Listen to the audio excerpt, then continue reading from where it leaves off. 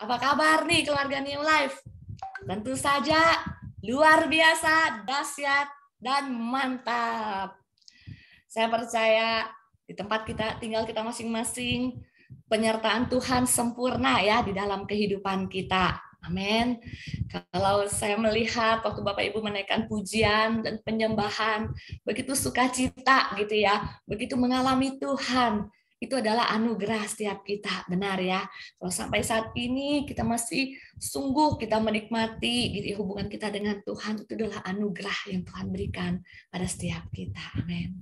Dan saya rindu setiap kita bukan hanya hari Minggu ya kita menikmati keintiman dengan Tuhan, tapi setiap hari ya, setiap waktu gitu ya, kita intim, kita berhubungan dengan Tuhan. Sehingga seperti tadi pujian yang kita naikkan, ajar kami Tuhan untuk kami menghitung hari-hari sehingga kami bisa memperoleh hati yang bijaksana. Gimana caranya? Kita berhubungan intim dengan Tuhan, kita bersekutu. Tentu saja pada saat kita bersekutu, kita ngerti apa yang dia inginkan dalam kehidupan kita. Oke, jadi hari ini, minggu ini adalah minggu terakhir ya di bulan September ya. Kita akan belajar tentang kekuatan di dalam Kristus ya. Jadi selama sebulan ini saya percaya Bapak Ibu sudah banyak ya diberkati oleh kebenaran firman ya tentang bagaimana kita tetap kuat di dalam Kristus ya kan, dari minggu pertama ya, di ibadah minggu, di ibadah doa malam seperti itu, terus di ibadah NLC, di FC, kita selalu diingatkan lah bahwa kekuatan hanya di dalam Kristus. Sebenarnya kekuatan hanya dalam Kristus itu, dengan berbagai kesaksian mungkin, dengan berbagai firman-Nya yang selalu menguatkan kita. Dan saya percaya bahwa semua kita sudah dikuatkan ya, dan tentu saja itu karena anugerah Roh Kudus ya. Roh Kudus yang menguatkan kita, yang memberi kemampuan untuk kita bisa percaya kepada Tuhan Yesus. Nah, jadi minggu ini adalah minggu terakhir ya, ini adalah ibadah terakhir ya di bulan September gitu ya. Kita akan belajar tentang kekuatan di dalam Kristus yang sering sudah kita belajar ya selama bulan ini ya. Nah, kalau kita memang perhatikan keadaan yang terjadi saat ini, mungkin kita sudah lihat, oh ya, kondisi COVID sudah lebih baik lagi ya, seperti itu ya. Di berbagai daerah warna-warnanya sudah kuning seperti itu ya. Dan juga saya baca seperti di tempat isolasi di rumah sakit sudah mulai berkurang seperti itu. Udah puji Tuhan gitu ya. Kita mengucap syukur ya. Meskipun di Batam tetap diberlakukan PPKM level 3 seperti itu ya. Tapi kita percaya bahwa keadaan kita ada dalam kerajaan yang tidak terguncangkan gitu ya. Kita punya Allah yang hidup, Dia yang selalu ada bersama dengan kita.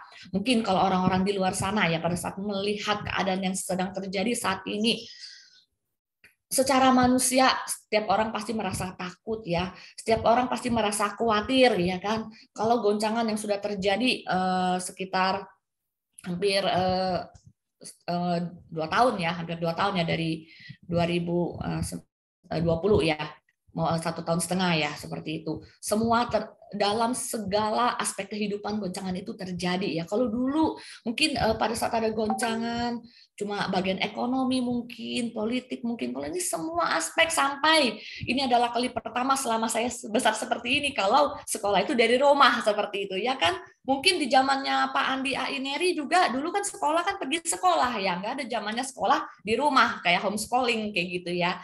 Tapi goncangan itu sampai terjadi ke anak-anak yang mungkin mereka mestinya saya melihat bahwa mereka mestinya menikmati ya masa-masa kecil mereka bisa bermain di luar, bisa berkomunitas ya, bersosial. Kalau kita tahu sekarang kan dengan berkembangnya teknologi ya, mungkin anak-anak lebih banyak main gadget daripada bermain dengan teman-teman sebaya. Nah, sudah seperti itu dikondisikan lagi dengan kondisi pandemi, anak-anak harus diam di rumah, sekolah di rumah. Jadi sudah parah tambah parah ya. Jadi setiap hari yang dihadapin cuma handphone seperti itu ya. Untuk bersosialisasi dengan teman-teman sudah enggak ada ya. Mungkin bersosialisasi cuma paling untuk video call gitu ya, ngobrol sebentar ya. Jadi saya juga melihat bahwa waduh, keadaan ini memang kena di semua berbagai aspek kehidupan, gak cuma usaha, sekolah pun juga anak-anak yang mungkin nggak ngerti seperti anak-anak saya, aduh bosan banget katanya di rumah, pengen banget nih ketemu sama teman-teman, pengen banget main seperti itu, tapi kondisi tidak memungkinkan seperti itu ya, dan semua orang merasakan dampaknya ya, sampai Kalau kita dalam satu pertanyaan, apa sih yang terjadi besok? Nggak ada seorang pun yang bisa memprediksi saat ini, benar ya. Apakah besok itu keadaan semakin baik atau semakin tidak baik? Nggak ada juga seorang yang bisa memprediksi. Jadi kita cuma berjalan hari demi hari seperti itu ya. Kalau kita bukan orang percaya, mungkin kita berjalan hari demi hari ya sudah, lihatlah besok apa yang terjadi. Kalau kita orang percaya, saya tahu bahwa selama ini kita sudah belajar bahwa satu-satunya kekuatan kita hanya di dalam Kristus. Benar ya. Mungkin kalau orang-orang yang belum mengenal Tuhan, mereka nggak ngerti apa yang terjadi besok. Ya sudah, yang besok mau terjadi, terjadilah. Yang penting hari ini saya sehat, seperti itu ya. Tapi kalau kita, orang percaya, kita beda kayak gitu ya. Kita punya sumber kekuatan. Itu yaitu adalah Yesus Kristus. Tapi berapa banyak ya orang-orang percaya, mereka memang benar-benar mengandalkan kekuatan yang daripada Kristus. Itu yang jadi pertanyaan. Dan waktu saya merenungkan kebenaran firman ini, apakah saya bertanya pada diri saya sendiri, apakah di dalam semua sisi kehidupan saya benar-benar mengandalkan kekuatan Yesus, atau kadang-kadang saya masih mengandalkan kekuatan sendiri seperti itu ya. Tentunya itu pertanyaan itu datang buat saya. Gimana Ervi? Apakah semuanya kamu bisa menyerahkan semuanya di dalam Yesus, atau cuma 70% atau cuma 50% ya? Itu kita jawab sama Tuhan gitu ya. Seberapa kita percaya, seberapa kita mengandalkan Tuhan, seberapa kita mempergunakan kekuatan di dalam Kristus yang sudah kita peroleh, seperti itu kan. Kekuatan sudah kita terima, tapi seberapa banyak kita memberdayakan kekuatan itu di dalam kehidupan kita. Kan tidak semua ya. Banyak orang di luar sana mungkin mereka masih berdaya upaya, mereka masih berusaha dengan kekuatan sendiri, ya kan. Banyak kan dalam kondisi yang sulit mereka berupaya, berdaya, berupaya dengan keras, berusaha dengan kekuatan sendiri, sampai akhirnya sampai satu titik bahwa aduh saya nggak mampu lagi, gimana ya, akhirnya dia nyerah.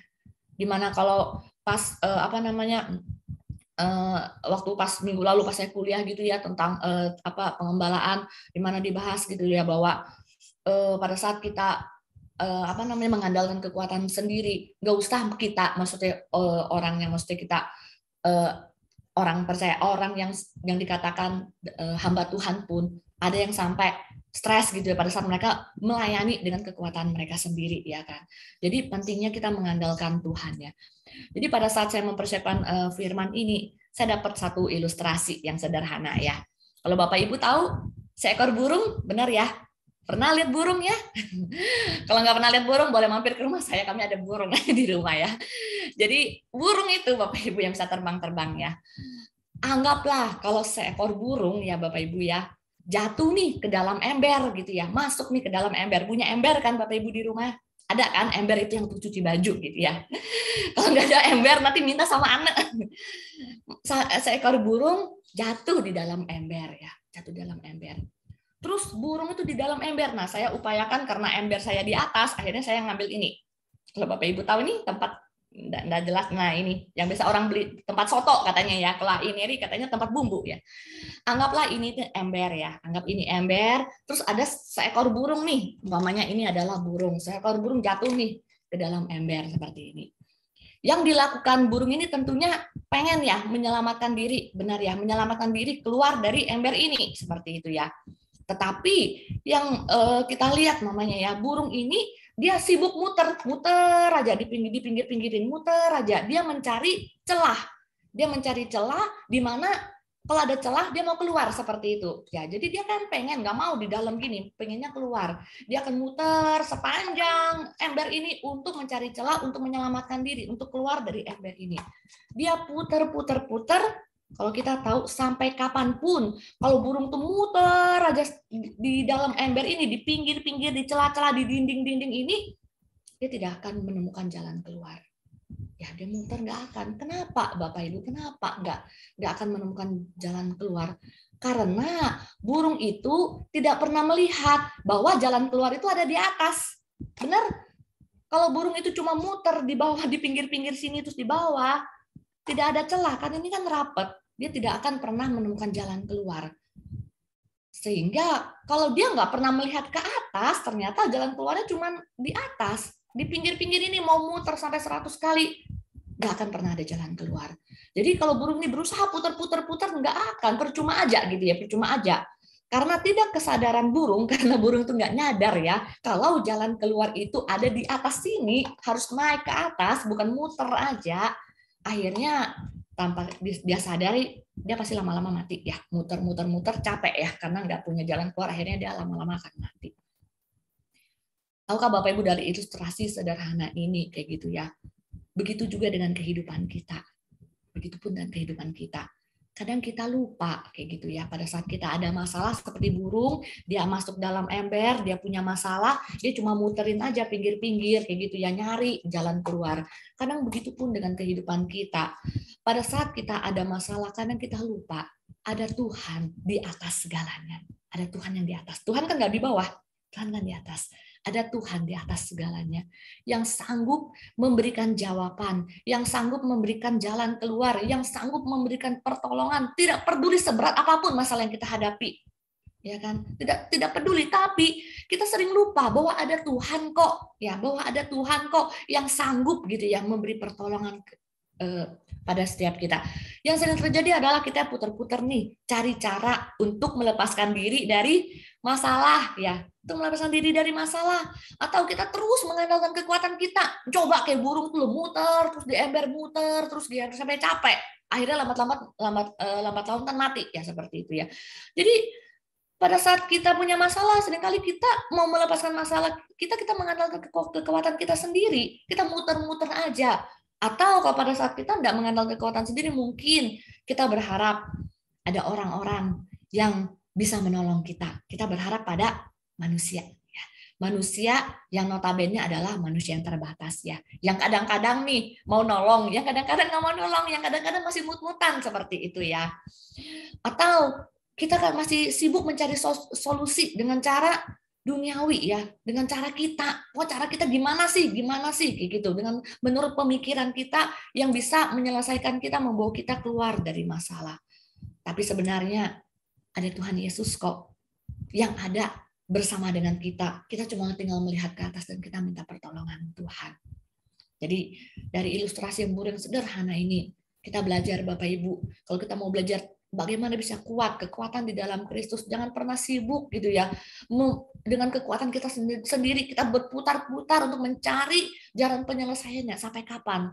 Kekuatan kita itu terbatas, ya kan? Mungkin sejam 2 jam masih oke. Anggap lagi nih kalau Bapak Ibu punya handphone ya, setiap orang punya handphone kan di rumah. Anggaplah pada saat kita punya handphone. Kalau kita pegang handphone kita nih, nggak berat kan handphone? Kita pegang nih. Kalau kita pegang handphone kita 5 menit, capek nggak? Nggak, benar ya, 5 menit mah nggak capek, biasa aja Bu. Gitu. Kalau 30 menit, oh nggak apa-apa, biasa mah telepon 30 menit, it's okay masih pegang handphone gitu ya. Coba kita pegang handphone ini, 3 jam, pegang kayak gini, capek nggak? Capek ya kan? Kalau kita mengandalkan kekuatan kita, meskipun handphone ini mungkin menurut kita ringan, kita mengandalkan kekuatan kita untuk pegang handphone ini. Lama-kelamaan, seberapa kuat sih kita pegang? 3 jam aja lah, 3 jam aja kita pegang terus-menerus. Tapi pasti kita capek. Meskipun ini nggak berat ya, ringan banget ya handphone ini. Itu pun kehidupan kita, Bapak Ibu. Jadi kita belajar untuk mengarahkan, memfokuskan pandangan kita kepada Tuhan Yesus yang menjadi sumber kekuatan kita. Jangan kita seperti yang dilakukan oleh seorang burung, muter-muter sibuk aja cari jalan keluar, cari-cari celah. Seperti kita cari jawaban dari tetangga, kita cari jawaban dari teman-teman, seperti itu yang menurut kita mereka bisa memberikan jawaban. Padahal yang pasti yang memberikan kita jawaban yang terbaik adalah dari Tuhan Yesus. Benar ya? Kalau kita lihat Bapak Ibu di Yesaya 31 ayat 1 dikatakan seperti ini. Di Yesaya 31 ayat 1 dikatakan, celakalah orang-orang yang pergi ke Mesir minta pertolongan, yang mengandalkan kuda-kuda, dikatakan. Yang mengandalkan kuda-kuda kan yang identikan kuat ya, kuda-kudanya ya. Ke Mesir minta pertolongan mengandalkan kuda-kuda nih. Yang percaya kepada keretanya yang begitu banyak, dikatakan ya. Kereta kan begitu banyak, dan kepada pasukan berkuda yang begitu besar jumlahnya. Itu dikatakan ya. Jadi celakalah orang-orang yang pergi ke Mesir. Orang pergi ke Mesir minta pertolongan dan mengandalkan kuda-kuda, percaya bahwa kereta yang begitu banyak dan pasukan berkuda yang begitu besar, itu dikatakan celakalah orang itu, katakan firman. Tetapi tidak memandang kepada yang maha kuasa, Allah Israel, dan tidak mencari Tuhan. Ya, itu kata firman ya. Mungkin pada saat kita punya masalah, saya percaya setiap kita pasti kita punya pergumulan seperti itu. Kita punya masalah yang kita hadapi seperti itu ya. Baiklah, dari dikatakan firman, celakalah bagi orang yang mengandalkan kuda-kuda, yang mengandalkan hal-hal yang ada di dunia ini, yang percaya bahwa keretanya itu yang begitu banyak, maksudnya secara kuantitas banyak, secara kuantitas kuat. Tetap dikatakan celakalah kita kalau kita tidak memandang kepada Tuhan Yesus, kepada Allah Israel, dan tidak mencari Tuhan. Seperti itu Bapak Ibu ya. Jadi kita sungguh belajar bahwa kekuatan kita hanya di dalam Kristus. Di luar Kristus dikatakan kita tidak bisa berbuat apa-apa. Di luar Kristus kita tidak bisa berbuat apa-apa. Jadi sore hari ini kita akan sama-sama belajar dari 2 Tawari, ya, 2 Tawari 20 ya.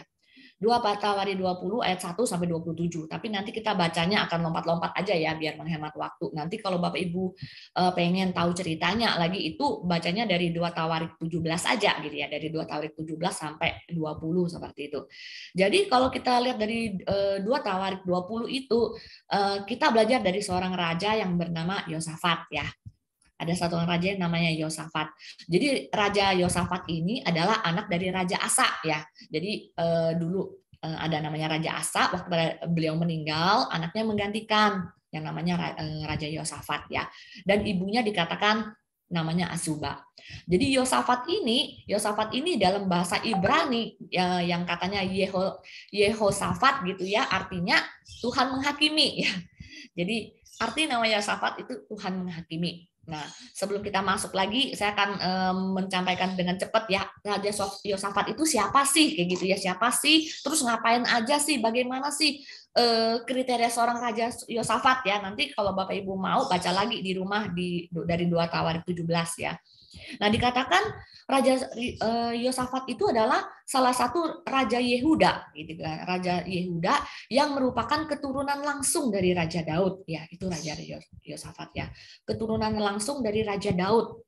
Jadi setelah kematian Salomo ya, jadi setelah kematian Salomo, jadi kerajaan Israel itu dibagi 2 ya, kalau Bapak Ibu baca di Perjanjian Lama itu, setelah Salomo mati, kerajaan Israel itu dibagi 2, ada di bagian utara, ada di bagian selatan Bapak Ibu. Jadi dipecah jadi 2, utara dan selatan. Nah, yang utara itu dinamakan kerajaan Israel gitu ya.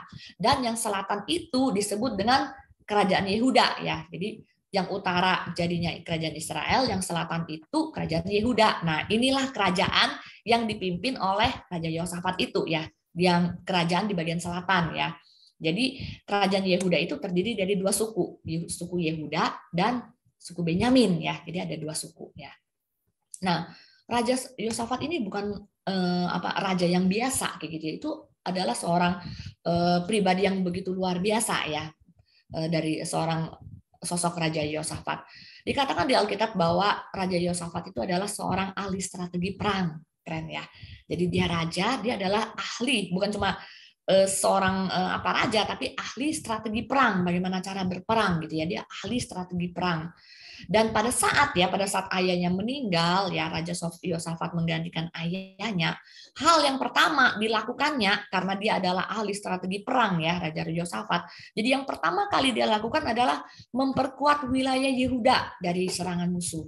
Tentunya karena dia ahli strategi. Jadi yang pertama-tama yang dilakukan gimana nih, memperkuat wilayah Yehuda, kerajaannya dipimpinnya dari serangan musuh, karena kan duluan musim-musim banget dengan berperang ya. Bagaimana cara memperkuat wilayahnya dari serangan musuh. Jadi dikatakan di Alkitab bahwa Yosafat ini mempunyai angkatan perang yang besar banget jumlahnya. Jadi jumlah angkatan perangnya banyak banget, dan orang-orang perangnya itu dikatakan adalah semua adalah pahlawan yang gagah perkasa. Bukan orang yang biasa-biasa. Jadi jumlahnya banyak dan semuanya adalah pahlawan yang gagah perkasa. Itu ada di 1 Tawarik 17 ya. Ntar kalau Bapak Ibu mau baca lagi lebih lengkapnya ya. Ini saya cuma ambil kesimpulan. Nah, selain itu, selain seorang ahli strategi perang, dikatakan Raja Yosafat itu adalah raja yang saleh. Ya. Jadi beliau itu adalah raja yang saleh dan mengandalkan Tuhan ya, Mungkin kalau di Perjanjian Lama kita baca ada nih raja yang masih menyembah Baal seperti itu, yang masih menyembah-nyembah patung ya. Tapi dikatakan bahwa Raja Yosafat adalah raja yang saleh dan mengandalkan Tuhan ya, sudah saleh terus mengandalkan Tuhan gitu ya. Dan dia tidak menyembah Baal gitu ya. Dia tidak menyembah Baal, bahkan dikatakan Raja Yosafat itu merobohkan bukit pengorbanan dan tiang-tiang berhala di seluruh Yehuda. Itu juga ada di 2 Tarawih 17 ya. Itu yang dilakukannya. Dia saleh dan mengandalkan Tuhan. Jadi semua ada yang tempat-tempat menyembah berhala itu dirobohkan gitu loh, dimusnahkan oleh Raja Yosafat. Dan bahkan dikatakan gini, Tuhan menyertai Raja Yosafat. Karena apa? Karena dia mengikuti jejak Daud, bapak leluhurnya, dan tidak mencari Baal ya. Dikatakan dia tidak mencari Baal tetapi mengandalkan Tuhan, dan dia sungguh-sungguh hidup menurut apa yang dikatakan oleh Tuhan. Luar biasa ya. Jadi selain dia ahli strategi perang, dikatakan dia adalah orang yang saleh dan mengandalkan Tuhan. Sehingga dikatakan Tuhan mengokohkan kerajaan yang ada di bawah kekuasaannya. Ya, pasti ya.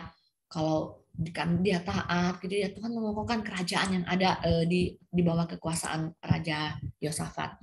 Selain itu juga kita pelajarin lagi gimana sih sosok seorang Raja Yosafat ya.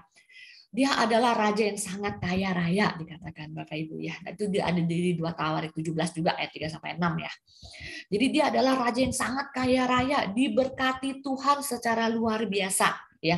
Jadi Tuhan bukan cuma mengokohkan, bukan cuma memperkuat kerajaan yang ada di bawah kekuasaannya, tapi Tuhan juga memberkati Raja Yosafat dengan luar biasa. Jadi seluruh rakyat Yehuda itu dikatakan membawa persembahan kepada Raja Yosafat sehingga apa? Dia menjadi sangat kaya dan menjadi terhormat. Gitu ya. Jadi itu gambaran ya biar Bapak Ibu tahu gimana sih sosok pribadi seorang Raja Yosafat ya, strategi perang, dia saleh, dia mengandalkan Tuhan, dia tidak menyembah Baal, dia merobohkan bukit pengorbanan dan tiang-tiang berhala di seluruh Yehuda dikatakannya. Bahkan dikatakan Tuhan mengokohkan kerajaannya dan dikatakan dia itu sangat kaya dan diberkati Tuhan seperti itu sehingga ia menjadi sangat kaya dan terhormat. Nah, sekarang kita masuk ya di 2 Tawarik 20 ayat 1 ya. Kita lihat 2 Tawarik 20 ayat 1 dikatakan setelah itu Bani Moab dan Bani Amon datang berperang melawan Yosafat bersama-sama sepasukan orang Meunim ya. Ayat 1 ya. Jadi ada Bani Moab dan Bani Amon datang berperang nih mau melawan Yosafat bersama-sama sepasukan orang Meunim dikatakan. Di ayat kedua dikatakan, datanglah orang memberitahukan Yosafat ya. Jadi ada orang nih datang memberitakan kepada Yosafat, suatu laskar yang besar datang dari seberang laut Asin, dari Edom menyerang tuanku dikatakan. Sekarang mereka di Hazeson Tamar, yakni En Gedi gitu ya. Di ayat kedua. Jadi ada yang memberikan tahukan pada Yosafat bahwa ada nih yang datang mau menyerang seperti itu ya. Dan di ayat ketiga kita lihat Yosafat dikatakan apa? Yosafat menjadi takut, Bapak Ibu ya. Dikatakan Yosafat menjadi takut. Pada saat saya baca, saya merenung gitu ya. Saya melihat bahwa Yosafat ini adalah dikatakan ahli strategi perang, benar ya? Bukan cuma raja, ahli strategi perang. Berarti dia keren banget ya. Bahkan tadi sudah saya simpulkan bahwa awal-awalnya malah dia memperkuat kerajaannya dari serangan musuh. Tapi pada saat dia mendengar bahwa ada yang memberitahukan bahwa ada yang menyerang, dikatakan Yosafat menjadi takut. Ya. Lalu mengambil keputusan untuk mencari Tuhan. Ia menyerukan kepada seluruh Yehuda supaya berpuasa. Dan Yehuda berkumpul untuk meminta pertolongan daripada Tuhan. Mereka datang dari semua kota di Yehuda untuk mencari Tuhan. Nah, sampai di sana dulu ya, ayat keempat. Hal pertama, Bapak Ibu, yang kita bisa pelajari ya dari sosok Raja Yosafat ya, adalah yang pertama meminta pertolongan dari Tuhan. Kalau kita lihat latar belakang sosok pribadinya adalah dia adalah ahli strategi perang, dia sangat kaya raya, dikatakan dia saleh, luar biasa gitu ya. Tetapi pada saat ada yang diberitahu kalau ada yang menyerang mereka, Raja Yosafat pun takut, dan dikatakan dia mengambil keputusan untuk mencari Tuhan. Luar biasa kan, dikatakan di ayat keempat, Yehuda berkumpul untuk meminta pertolongan daripada Tuhan. Jadi kita melihat bahwa kalau memang kita memang mengandalkan Tuhan, kita tahu bahwa Dia yang menjadi sumber kekuatan kita. Kalau kita lihat apa sih kekurangan dari seorang Raja Yosafat? Nggak ada. Harta dia punya, dikatakan pasukannya sangat besar, dan semuanya pasukannya adalah prajurit yang gagah perkasa, ya kan? Kalau saya mungkin ya dalam posisi Raja Yosafat, mungkin saya sudah santai aja, kan pasukan saya kan banyak gitu ya. Sudah gitu pasukan saya itu semuanya prajurit yang gagah perkasa, bukan prajurit yang setengah-setengah hati ya, yang gagah perkasa dan jumlah besar dan kaya raya seperti itu. Apa sih yang saya takutkan? Kalau kadang-kadang kita pikir gitu, gua tak takut gitu ya. Cuma saya begitu melihat dari seorang pribadi Raja Yosafat, dia sungguh-sungguh tidak melihat apa yang melekat dalam hidupnya, tapi dia datang dan meminta pertolongan dari Tuhan. Jadi hal yang pertama kita pelajari, kita mau pada saat kita punya masalah ya Bapak Ibu, pada saat kita punya pergumulan, mungkin saya nggak ngerti apa yang menjadi pergumulan Bapak Ibu saat ini. Ya, saya percaya setiap Bapak Ibu punya pergumulan, setiap keluarga punya pergumulan, punya permasalahan yang mungkin saat ini kita masih bergumul, kita bisa berdoa, kita minta petunjuk, minta pertolongan dari Tuhan, gitu ya. Marilah kita sungguh-sungguh mengarahkan, memfokuskan pandangan kita sama Tuhan. Jangan melihat pada apa yang melekat kepada kita. Seberapa rohani kita itu tidak menjamin gitu ya. Bukan berarti kita rohani terus kita sudah, aduh nggak perlu lagi. Sekarang Raja Yosafat kurang apa? Dikatakan beliau adalah seorang yang saleh. Saleh itu berarti luar biasa kan? Dia orang yang saleh, tapi tetap pada saat dia punya masalah, dia tetap datang dan meminta pertolongan dari Tuhan. Atau kita lihat ya, dikatakan Yosafat dan segenap rakyat Yehuda, dan saya melihat bahwa bukan cuma dia, tapi dia mengajak semua rakyatnya untuk mencari Tuhan, untuk meminta pertolongan.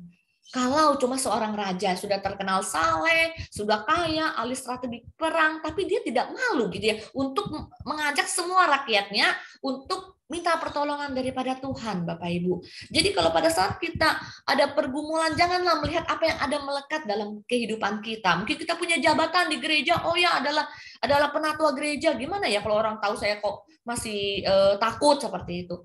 Jangan karena embel-embel yang kita miliki yang bersifat fana yang menghalangi jalan kita untuk meminta pertolongan dari Tuhan. Ya, Bapak, jadi kita belajar hal pertama, meminta pertolongan dari Tuhan seperti yang dilakukan oleh Raja Yosafat ya.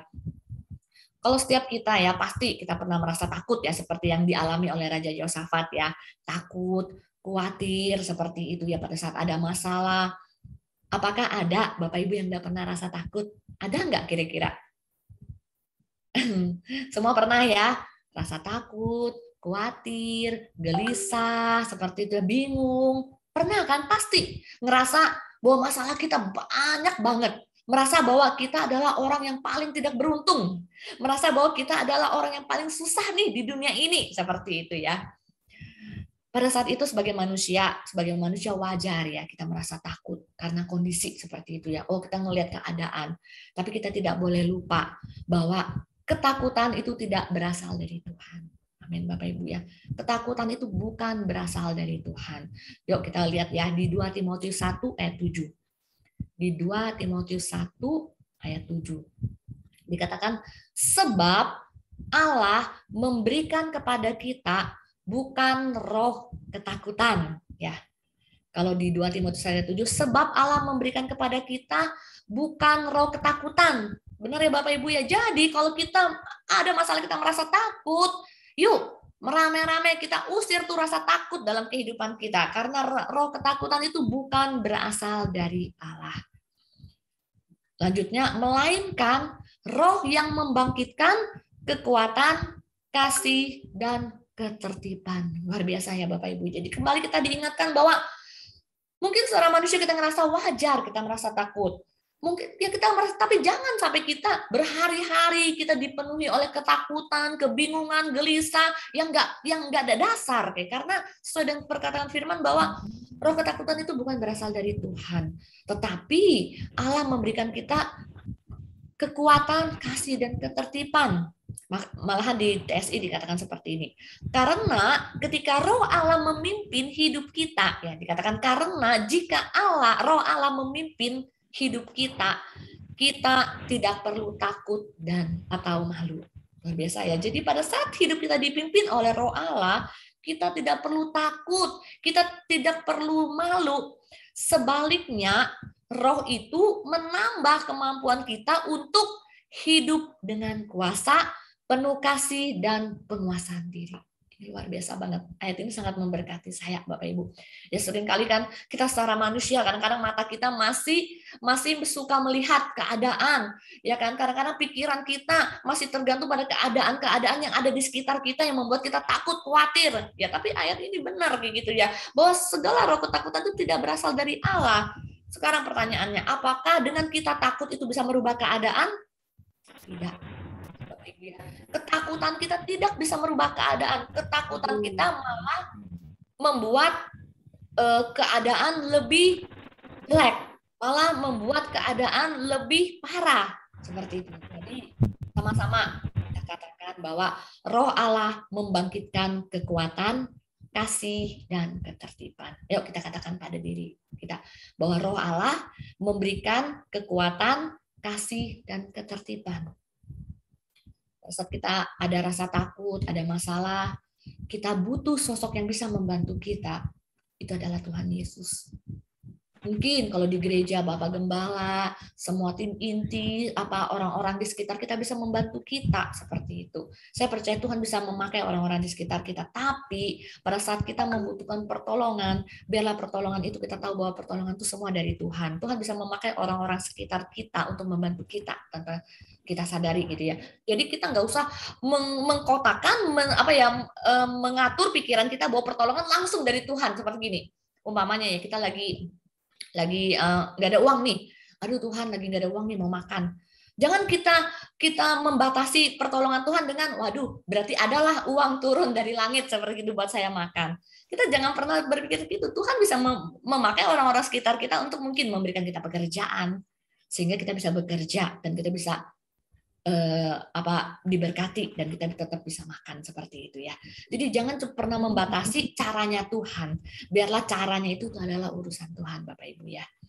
Jadi kita belajar ya, jangan pernah merasa takut, jangan pernah merasa khawatir karena pertolongan itu datang dari Tuhan ya. Mungkin banyak saat-saat ini ya orang-orang Kristen takut dalam menghadapi masalah, mereka putus asa, mereka tawar hati, bahkan mereka sudah nggak mau ibadah lagi kayak gitu ya, nggak mau lagi memuji Tuhan, mereka menyelesaikan masalah dengan kekuatan sendiri. Sekarang kalau kita mengambil keputusan seperti itu, Bapak Ibu, yang rugi kan kita sendiri ya, yang capek kita sendiri. Seberapa kuat sih kita? Kita seringkali kita mikir bahwa kita ini orang kuat, tapi kalau kita mau menyadari bahwa tanpa Tuhan kita tidak bisa apa-apa. Tanpa Tuhan kita tidak bisa apa-apa. Saya benar loh, saya diberkati ya dengan kuliah saya yang minggu lalu, saya belajar tentang teologi pengembalaan gitu ya. Pada saat dosen saya menjelaskan tentang domba, kami disuruh diskusi ya bagaimana sifat seorang domba ya. Domba itu apa sih sifatnya? Mungkin waktu itu teman-teman saya banyak ngomong, oh ya domba itu adalah makhluk yang lemah, domba itu adalah makhluk yang bodoh, domba itu harus dituntun, banyak banget ya. Tapi saya begitu diberkati dengan pada saat saya merenung ya bahwa domba itu domba itu adalah domba itu dia sungguh mengenali suara gembalanya ya. Seorang domba itu dia mengenali suara gembalanya dan dia adalah seorang binatang yang begitu setia gitu ya. Gembala kemana dia ngikut aja. Dia adalah dikatakan penurut ya, penurut dan mudah diatur seperti itu ya. Dan di sana saya merenung bahwa kalau kita bisa menjadi domba kayak gitu ya, domba-domba Tuhan gitu ya, marilah kita belajar ya untuk mendengar apa sih yang Tuhan mau buat kehidupan kita, apa sih yang Tuhan inginkan dalam kehidupan kita. Mungkin Tuhan berbicara bisa melalui pemimpin rohani, bisa melalui bapak rohani, bisa melalui teman-teman sepelayanan yang mereminder kita gitu ya. Jangan kita ignore, jangan kita cuek dengan waduh kok dia yang ngomong, dia mah secara rohani nggak masuk hitungan gitu ya. Enggak ya Bapak. Tuhan bisa memakai setiap orang gitu ya untuk mereminder kita ya. Jangan kita pernah mengkotakan bahwa harus seperti cara seperti ini Tuhan menolong saya. Karena Tuhan punya 1001 cara untuk menolong kita. Saya ingat pada saat saya sakit, saya dulu pinginnya waktu saya sakit, saya pinginnya Tuhan menyembuhkan saya dengan mujizat. Waduh, keren kan? Waktu sakit banget, tiba-tiba tling, langsung hilang penyakit saya. Senang-senang banget. Saya dulu pengennya seperti itu ya. Tapi pada saat pertolongan dari Tuhan itu datang melalui seorang ibu yang menawarkan saya untuk berobat. Pertama saya nggak mau gitu, saya bilang aduh malu gitu ya, siapa, saya juga nggak bisa bayar dan lain-lain. Tapi satu sisi saya tahu bahwa saya nggak boleh membatasi pertolongan Tuhan dengan membuat mujizat langsung dalam hidup saya. Tuhan bisa menolong saya dari orang-orang di sekitar saya. Tuhan bisa menolong saya dari dokter yang mengoperasi saya. Saya nggak boleh saya nggak boleh membatasi pikiran saya dengan caranya saya, gitu ya. Dengan caranya saya untuk Tuhan menolong saya seperti itu ya. Ternyata ya Tuhan menolong saya dengan seorang dokter yang mengoperasi saya seperti itu ya Bapak Ibu. Jadi pada saat kita membutuhkan pertolongan Tuhan, jangan pernah membatasi pekerjaan Tuhan. Oke, kita lanjut ya. Jadi hal yang pertama kita belajar dari seorang Raja Yosafat adalah meminta pertolongan dari Tuhan. Meskipun beliau adalah seorang raja, meskipun dia adalah seorang yang saleh, meskipun dia adalah orang yang kaya, meskipun dia adalah seorang ahli strategi perang yang punya banyak prajurit, tetapi pada saat diberitahukan bahwa ada bangsa yang datang menyerang, dia menjadi takut dan dia mengambil keputusan. Dikatakan dia mengambil keputusan untuk mencari Tuhan. Gitu ya, itu luar biasa. Hal yang pertama adalah meminta pertolongan dari Tuhan. Oke, berikutnya kita akan teruskan lagi ya di ayat kelima, ya di 2 Tawarik tadi 20 ayat kelima dikatakan lalu Yosafat berdiri di tengah-tengah jemaah Yehuda dan Yerusalem di rumah Tuhan di muka pelataran yang baru, ya. Ayat ke-6 dan berkata, Bapak Ibu lihat ya, menyimak sendiri ya di rumah ya.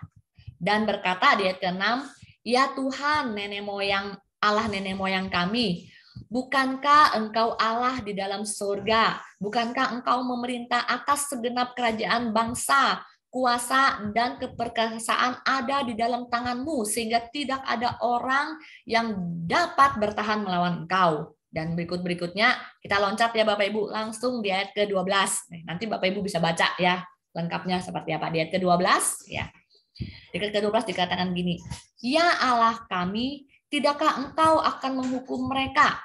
Karena kami tidak mempunyai kekuatan untuk menghadapi laskar yang besar ini yang menyerang kami. Padahal kalau kita tahu bahwa pasukan Raja Yosafat itu sangat banyak ya, banyak dan mereka terdiri dari pasukan yang gagah perkasa. Tapi dia katakan karena kami tidak mempunyai kekuatan untuk menghadapi laskar yang besar yang datang menyerang kami, dikatakan kami tidak tahu apa yang harus kami lakukan. Tetapi dikatakan dia tidak tahu apa yang harus dilakukan, tetapi mata kami tertuju kepadamu. Tetapi mata kami tertuju pada itu yang luar biasa ya. Mungkin secara orang bilang, waduh ya Raja Yosafat punya banyak kekuatan, laskarnya banyak, pasukannya banyak, gagah perkasa, tapi dia ngerasa itu tidak ada apa-apanya. Kami tidak tahu apa yang harus kami lakukan. Padahal kan kalau kita secara manusia, apa sih? Masa sih nggak tahu Raja Yosafat adalah seorang ahli strategi perang, masa sih nggak ngerti? Tapi sungguh dia merendahkan hati, dia butuh pertolongan dari Tuhan, dikatakan kan, sehingga tetapi mata kami tertuju kepadamu. Ayat ke-13, sementara itu seluruh Yehuda berdiri di hadapan Tuhan, juga segenap keluarga mereka dengan istri dan anak-anak mereka. Itu luar biasa ya. Jadi bukan cuma Raja Yehuda, bukan cuma Yosafat yang datang meminta pertolongan, tetapi dikatakan segenap keluarga mereka dengan istri dan anak-anak mereka berdiri di hadapan Tuhan. Dan di ayat 14, kita lihat di ayat 14 dikatakan gini. Lalu Yahasiel bin Sakaria bin Benaya bin Matanya, seorang Lewi dari Bani Asaf, dihinggapi roh Allah di tengah-tengah jemaah.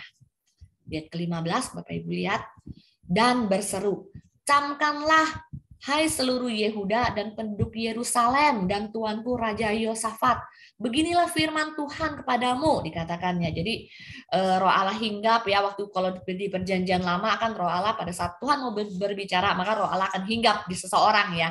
Nah pada saat ini Roh Allah itu hinggap ya di seorang yang bernama Yahasiel ya. Kalau sekarang kan Roh Allah ada dalam kehidupan kita 24 jam ya, nggak on off ya, nggak masuk keluar. Kalau dulu pada saat mau berbicara Roh Allah akan hinggap ya.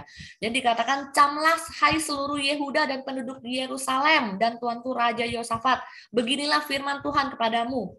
Janganlah kamu takut dan terkejut karena laskar yang besar ini, sebab bukan kamu yang akan berperang, melainkan Allah.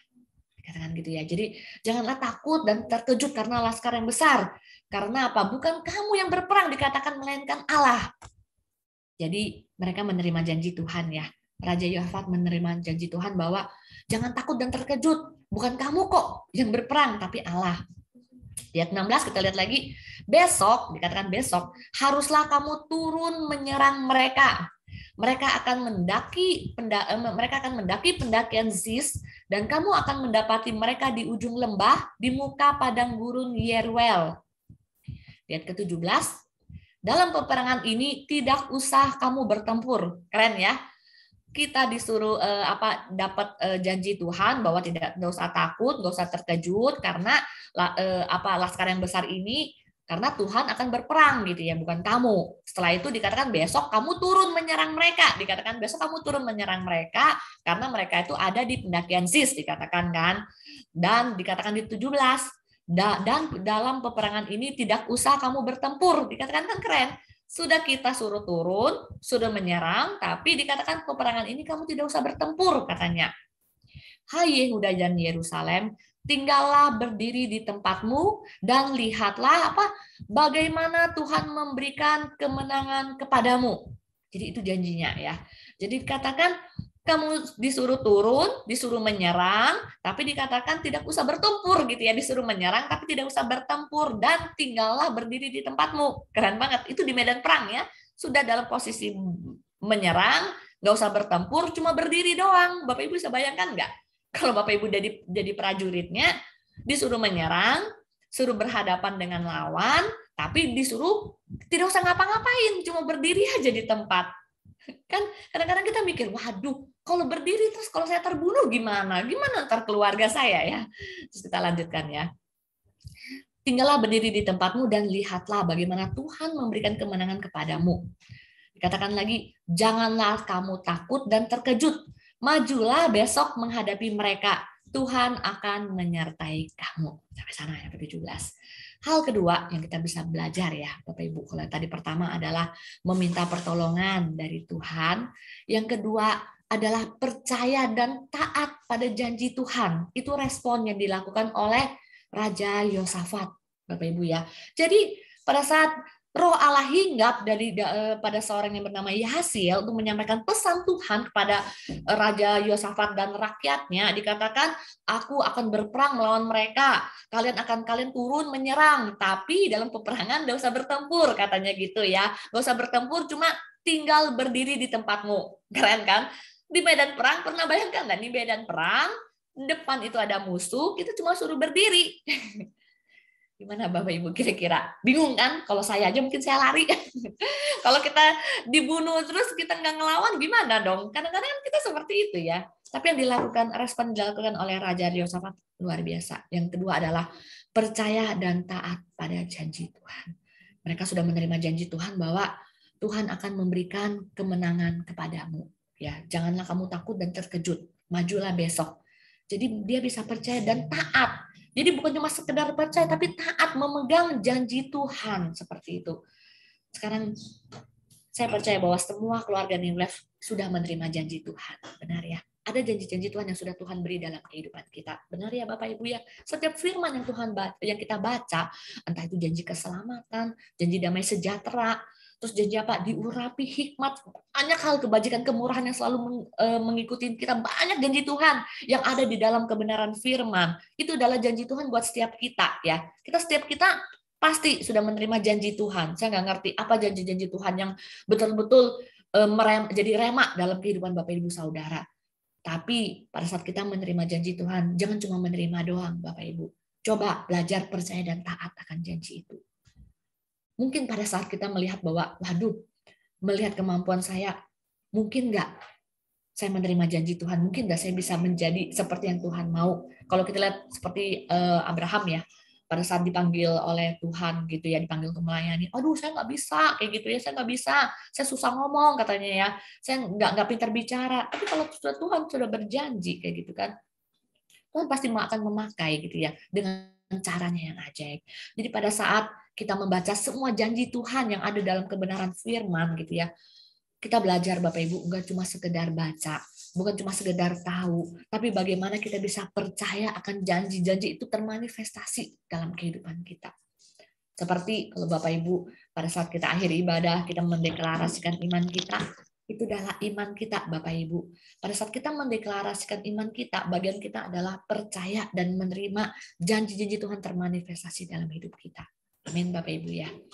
Kalau kita lihat di Amsal 3 ayat 5, Amsal 3 ayat 5 dikatakan, percayalah kepada Tuhan dengan segenap hatimu dan janganlah bersandar kepada pengertianmu sendiri ya. Percayalah kepada Tuhan dengan segenap hatimu dan janganlah bersandar pada pengertianmu sendiri ya.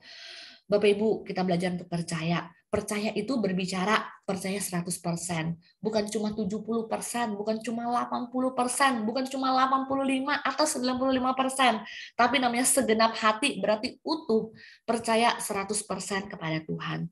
Dikatakan jangan bersandar kepada pengertianmu sendiri, jangan mengandalkan logika kita, jangan mengandalkan pikiran kita. Pikiran kita itu sangat terbatas Bapak Ibu. Pikiran kita itu sangat kecil. Pikiran kita tidak akan bisa menyelami apa yang Tuhan mau dalam kehidupan kita, Bapak Ibu. Mami kalau Tuhan bilang iya, Mami Tuhan bilang aku akan memakai Pak Andi seperti itu. Mungkin Pak Andi bilang, waduh Tuhan, bagaimana kau pakai aku? Saya nggak bisa ini. Kita jangan pernah mengandalkan pikiran kita pada saat Tuhan memberikan janji. Karena apa? Pada saat Tuhan memberikan janji, Dia akan memberikan kita kemampuan. Dia akan memberikan kita kapasitas. Roh Kudus akan menolong kita untuk menggenapi janji itu dalam kehidupan kita. Jadi karena percayalah kepada Tuhan dengan segenap hati, bukan dengan setengah hati, bukan dengan seperempat hati, bukan dengan 3/4 hati, tapi dikatakan segenap hati itu 100% dan jangan pernah bersandar kepada pengertianmu sendiri. Pada saat kita bersandar 10% pada pengertian kita sendiri, berarti kita percaya pada Tuhan cuma 90% ya. 90% kita percaya, 10% kita bersandar pada logika kita. Jadi kita belajar menaruh logika kita sungguh-sungguh percaya kepada Tuhan. Percaya pada janji. Jadi hal yang kedua adalah percaya dan taat pada janji-janji Tuhan. Itu yang kita bisa pelajari. Dan kita lanjut lagi di ayat ke-18 yang tadi Tawarik 20 di ayat 18 kayak gini. Luar biasa ya. Jadi pada di ayat ke-17 itu dikatakan, majulah besok menghadapi mereka, Tuhan akan menyertai kamu ya. Itu adalah janji Tuhan yang diterima dari Hasiel buat Raja Yosafat beserta seluruh rakyat Yehuda ya. Di ayat 18, lalu berlututlah Yosafat dengan mukanya ke tanah. Seluruh Yehuda dan penduduk Yerusalem pun sujud di hadapan Tuhan dan menyembah kepadanya. Luar biasa ya, pada saat saya tadi baca ayat ini kayaknya saya tuh mau nangis gitu. Luar biasa banget Bapak Ibu. Pada saat menerima janji Tuhan mereka berlutut sampai mukanya ke tanah, dan dikatakan bukan cuma Yosafat yang berlutut, tapi dikatakan seluruh Yehuda dan penduduk Yerusalem pun sujud di hadapan Tuhan dan menyembah kepadanya.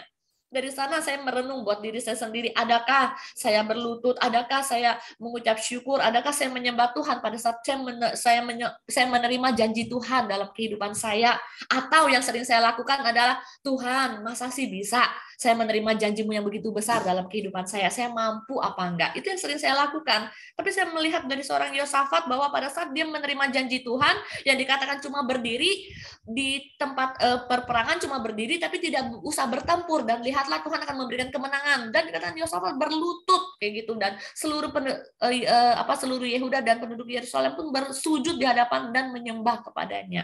Itu luar biasa Bapak Ibu yang kita bisa belajar dari seorang Yosafat yang dikatakan dia adalah orang yang saleh, seorang yang begitu luar biasa, tapi pada saat dia menerima janji Tuhan, dia bisa berlutut, dia tetap bisa sujud dan menyembah Tuhan. Dan di ayat ke-19 dikatakan gini, kemudian orang Lewi dari Bani Kehat dan Bani Korah bangkit berdiri dan menyanyikan puji-pujian bagi Tuhan Allah Israel dengan suara yang sangat nyaring, dikatakan ya. Dari ayat ke-19, jadi kemudian orang Lewi dari Bani Kehat dan Bani Korah bangkit ya. Mereka menyanyikan puji-pujian bagi Tuhan Allah Israel dengan suara nyaring ya. Terus kita loncat ya. Kita loncat di ayat ke-22. Ayat 22 ya Bapak Ibu ya. Ayat ke-20 dikatakan ketika mereka mulai bersorak-sorai dan menyanyikan nyanyian pujian gitu ya. Jadi mereka pada ini ceritanya mereka sudah di ini ya, sudah di medan perang yang dikatakan cuma berdiri ya, diam berdiri aja. Dikatakan ketika mereka mulai bersorak-sorai dan menyanyikan puji-pujian, dikatakan dibuat Tuhanlah penghadangan terhadap Bani Amon dan Moab, yaitu orang bangsa yang mau menyerang Raja Yosafat ya. Dan orang-orang dari pegunungan Seir yang hendak menyerang Yehuda sehingga mereka terpukul kalah. Ya. Jadi hal yang ketiga yang bisa kita belajar ya dari Raja Yosafat ini, mereka mengucap syukur kepada Tuhan yang sudah memberikan kemenangan.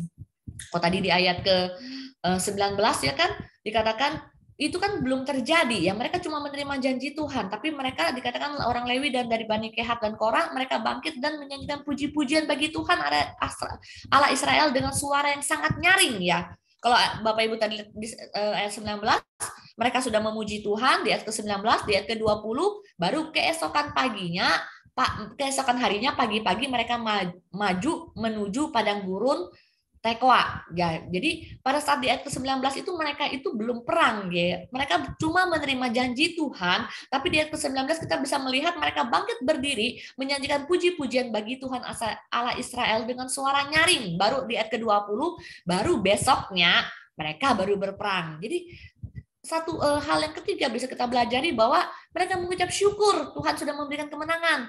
Itu adalah janji Tuhan. Meskipun mereka belum mengalami, ya kan, masih besok ya kan perangnya, tapi mereka sudah mengucap syukur gitu ya. Jadi saya waktu merenung saya menyadari bahwa pada saat berhadapan dengan musuh memang tidak masuk akal gitu ya. Yosafat dan semua rakyatnya ini mereka malah ini dikatakan menyanyi dan memuji Tuhan. Padahal dalam keadaan perang kan orang bilang aneh kan? Perang disuruh diam, tapi yang mereka lakukan kan mereka nyanyi dan memuji Tuhan ya dalam keadaan perang. Yang dilakukan ternyata Tuhan membuat penghadangan terhadap Bani Amon dan Moab yang hendak menyerang sehingga mereka terpukul kalah. Itu luar biasanya ya. Jadi mengucap syukur Tuhan sudah memberikan kemenangan. Padahal mereka masih belum menerima itu, tapi secara mereka sudah menerima janji Tuhan dan mereka taat. Itu yang dilakukan oleh seorang Raja Yosafat ya.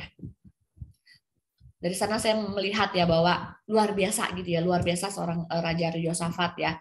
Raja Yosafat mereka begitu taat ya, begitu taat. Dan kalau ntar Bapak Ibu baca di ayat-ayat berikutnya, di ayat 23 nanti sampai berikutnya dikatakan Raja Yosafat itu pada saat Tuhan sudah memukul kalah ya, ini lawan mereka ya, yang Bani Amon dan Moab, dikatakan kalau Bapak Ibu lihat di 25 dikatakan Yosafat dan orang-orangnya turun menjara barang-barang dan mereka menemukan banyak ternak, harta milik, pakaian dan barang-barang berharga, dan yang mereka rampas itu lebih banyak daripada yang dapat mereka bawa gitu ya. Jadi mungkin mereka cuma bawa sebagian, yang mereka rampas tuh banyak banget nggak kebawa gitu ya. Maka dikatakan 3 hari lamanya mereka menjara barang-barang itu karena begitu banyaknya ya. Di ayat ke-26 kita lihat 26, pada hari keempat mereka berkumpul di lembah pujian. Di sanalah mereka memuji Tuhan dan itulah sebabnya orang menamakan tempat itu lembah pujian hingga sekarang. Di ayat ke-27 ayat terakhir yang kita baca, lalu pulanglah sekalian orang Yehuda dan Yerusalem dengan Yosafat di depan. Mereka kembali ke Yerusalem dengan sukacita karena Tuhan telah membuat mereka bersukacita karena kekalahan musuh mereka. Ya. Luar biasa ya. Jadi dari seorang Raja Yehosafat yang punya kerajaan yang kuat, yang punya panglima perang, yang beliau adalah seorang ahli strategi perang, tapi pada saat mereka menghadapi musuh gitu ya, Bani Amon gitu, dia ciut, dia takut ya. Jadi hal yang pertama yang bisa kita pelajari yang pertama adalah meminta pertolongan Tuhan. Apapun yang Bapak Ibu alami saat ini, jangan pernah lupa, jangan kita kayak burung ya. Kita putar-putar sendiri dalam ember, mencari-cari jalan keluar, padahal jalan keluar itu ada di atas gitu ya. Tinggal lompat aja ada di atas gitu ya. Kita lupa kalau Tuhan adalah sumber kekuatan kita. Kita muter-muter sendiri sampai capek gitu ya. Yang pertama adalah meminta pertolongan Tuhan.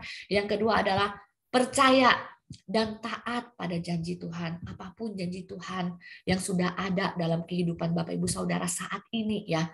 Percaya, pegang janji Tuhan itu. Jangan pernah mengandalkan kekuatan kita. Karena dengan mengandalkan kekuatan kita, kita tidak akan mampu. Karena Tuhan adalah Tuhan yang maha kuasa, yang maha dahsyat. Dia yang memberikan janji yang begitu luar biasa pada kita, gitu ya. Kalau kita mengandalkan kekuatan kita, nggak mungkin kita bisa memenuhi janji itu. Dan yang ketiga adalah mengucap syukur. Tuhan sudah memberikan kemenangan. Jadi pada saat kita punya masalah, kita minta pertolongan Tuhan, kita percaya dan taat pada janji Tuhan yang selalu memberikan damai sejahtera pada setiap kita. Yang ketiga, kita mengucap syukur bahwa apapun persoalan yang kita hadapi, Tuhan yang sudah membantu menyelesaikannya. Tuhan membantu, dia tidak akan membiarkan kita itu kalau ada masalah kita sampai jatuh, sampai tertimpa tangga. Kadang-kadang orang sudah bilang sudah jatuh ketimpa tangga lagi ya. Jadi masalahnya 2 kali ya. Tuhan tidak akan membiarkan kita sampai jatuh tergeletak, apalagi sampai tertimpa tangga kalau bahasa saya ya. Karena pertolongan Tuhan itu selalu ada dalam kehidupan kita. Jadi 3 hal ya Bapak Ibu, hal yang sederhana. Jadi kita minta pertolongan Tuhan, kita bisa tetap kuat tetap hidup dalam kekuatan Tuhan, percaya dan taat pada setiap janji Tuhan, apapun itu ya, apapun itu dalam kehidupan kita. Mungkin sekarang kita belum bisa lihat, tapi belajar untuk tetap percaya dan taat. Yang ketiga, mengucap syukur bahwa Tuhan sudah memberikan kemenangan dalam semua sisi kehidupan kita, Bapak Ibu. Mungkin dalam sisi ekonomi, mungkin dalam sisi pekerjaan, mungkin dalam sisi kehidupan rumah tangga, mungkin dalam sisi pendidikan anak-anak kita, mungkin dalam sisi pasangan hidup gitu ya. Percaya bahwa Tuhan pasti memberikan yang terbaik. Amin Bapak Ibu. Mari Tuhan Yesus memberkati. Mari kita tundukkan kepala, mari kita berdoa. Terima kasih Tuhan Yesus, terima kasih. Kami ucap syukur Tuhan, kalau hari ini sungguh Tuhan, kami bisa bersama-sama belajar bahwa Engkau adalah sumber kekuatan kami Tuhan. Sehingga apapun yang kami alami saat ini Tuhan, biarlah Tuhan kami hari ini bisa belajar dari sosok Raja Yehosafat yang tidak pernah mengandalkan apa yang dia miliki, hal-hal yang ada melekat dalam kehidupannya. Kami bisa belajar Tuhan dari Raja Yehosafat, untuk kami tetap meminta pertolongan daripada Engkau, untuk kami percaya dan taat akan janji-janji-Mu yang selalu ya dan amin. Dan kami selalu mengucap syukur bahwa Engkau selalu memberikan kemenangan demi kemenangan di dalam kehidupan kami. Tuhan Yesus, mungkin hamba terbatas Tuhan dalam menyampaikan kebenaran, tapi biarlah Tuhan Roh Kudus yang bisa menjelaskan sejelas-jelasnya kepada semua keluarga New Life Tuhan.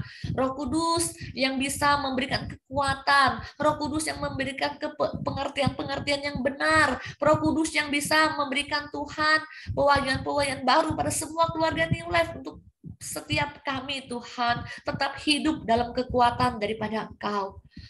Engkau yang memampukan setiap kami Tuhan, untuk kami selalu hidup di dalam janji-janji-Mu yang selalu ya dan amin. Terima kasih Bapak, terima kasih untuk kebenaran firman. Biarlah Tuhan setiap kami Bapak bukan cuma sekedar mendengar Bapak, bukan cuma sekedar merenung Tuhan, tetapi kami sungguh Tuhan menjadi pelaku-pelaku firman-Mu Tuhan. Firman itu hidup dalam kehidupan kami Tuhan, dan kehidupan kami bisa menjadi berkat bagi banyak orang. Terima kasih Bapa, terima kasih. Hanya di dalam nama Tuhan Yesus Kristus kami sudah berdoa dan kami mengucap syukur. Haleluya. Amin. Amin Bapak Ibu. Tuhan Yesus memberkati. Mari kita